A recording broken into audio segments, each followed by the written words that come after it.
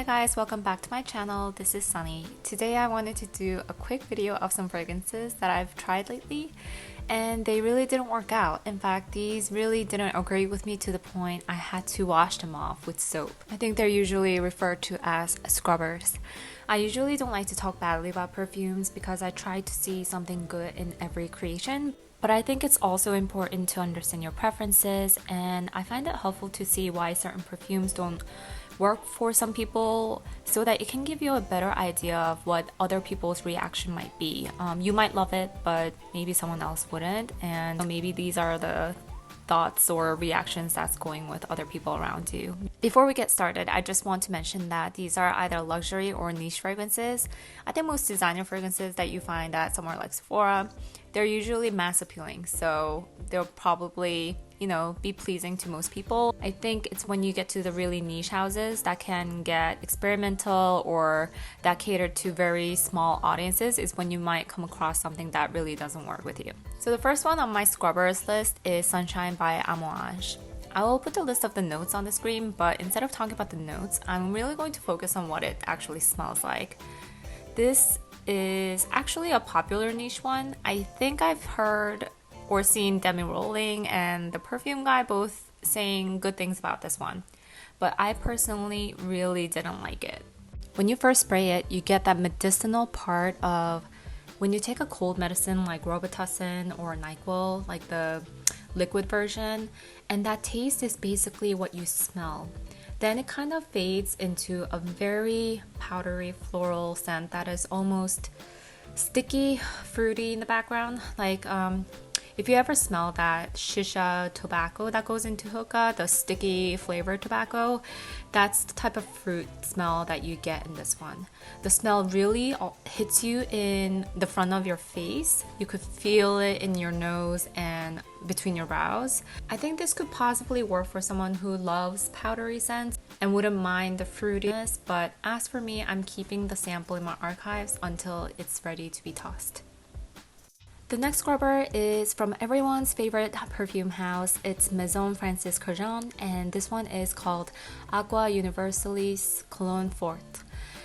Reading the simple list of notes in this, I should love it. I love bergamot, musk, but to me this smells like an extract of what your skin smells like after washing with a cheap, harsh hotel bar soap, or like dried laundry, but you put way too much detergent in. I honestly gave this one a go on my skin because I was hoping it developed and changed to something that I liked, but I had to wash it off and it wouldn't come off either. I think it took at least 3 to 4 washes, and I just masked it with a different hand cream that was scented. I also made the mistake of getting into bed while this was still on my skin, so I had to wash my sheets as well. It has really good projection too, and it gives a weird fuzzy feeling in your nose when you smell it. I know I'm talking about physical sensations a lot in this video, but I really think it's part of the fragrance experience. Some fragrances just hit you on different parts of your nose. This is a unisex scent, and it's the first time I've seen a solid line under the dislike face on Fragrantica. But if you like laundry type of scents, I think the new 724 fragrance is a better pick from this house, though I'm not a fan of that one either. I think there's a lot of clean aesthetic fragrances out there, so anyway, yeah, this one is a definite no from me. The next one is called Love Toxin from the brand Collage. I'm not sure exactly how to say this brand, but how I discovered this scent is actually kind of ridiculous. So I wanted to see if there was a fragrance out there that had a combination of some of the notes that I really enjoyed. So I think I put into Fragrantica's, search by notes fragrance finder, like coconut, tuberose, gardenia, jasmine, and musk, I think.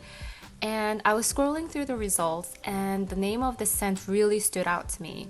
Then I found out that Lucky Scent actually carried this, so I ordered a sample. And this one projects like no other. This is super powerful and it will fill up a room, even just with one spray.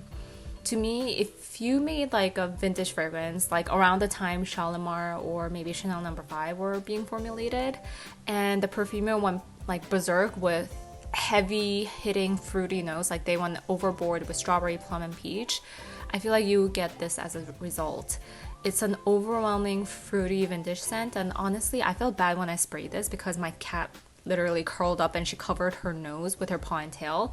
I don't know if it was a coincidence, but this is what my cat did and when I sprayed this. But yeah, this one, you really feel the scent in your forehead, and I think it could be headache inducing for some people. Currently, there are only few reviews of this on Fragrantica, and surprisingly, most of them are positive. So I guess there is an audience somewhere for this. I do not find it sexy like some of the reviews, and honestly, it gets a hard pass from me. The fourth scrubber is Ghost in the Shell by L'Etat Libre d'Orange. Excuse my French. I almost didn't want to talk about this fragrance because of the recent controversy with the brand, and I think there are a lot of things that need to change in the perfume world in general. So I'm hoping that, there's some growth happening, and these are some growth pains, and it's a learning for the brand and for everyone. But anyway, I do want to give credit to this specific fragrance because conceptually it's really on point. It does smell in a sense like an android. On opening, you get the citrus smell of yuzu, and then it gets very lactonic, but not in a sweet way. It smells like a photorealistic glass of milk. Then the dry down smells like what I imagine a plastic engineered synthetic skin of an android, cyborg, what have you. I love the movie, and again, this is conceptually 100% on the nose, but just not something I would want to spray on myself to wear. Actually, I'd recommend it to someone who might be into cosplay and they were heading to an anime convention or a costume event, and their costume was android or cyborg or whatever, or even the character from the movie.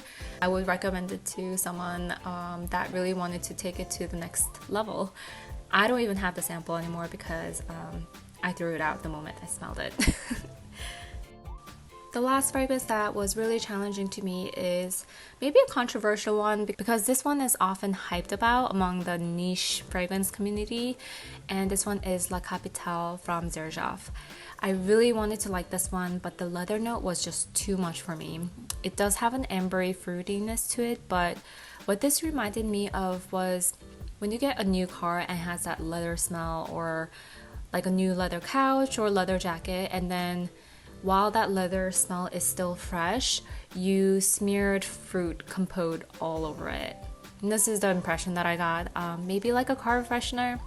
Not sure. I was scared to even try it on my skin because I just really didn't like it on paper. I think I'm also new to leathery scents, so that could possibly be it. I really like a hint of leather for its like animalic or sometimes even like a smokiness effect that it has on fragrances, but I just didn't love it in this one. So that's it for my video today. Hope you had fun hearing my take on these perfumes, and I will see you guys in the next one. Bye for now.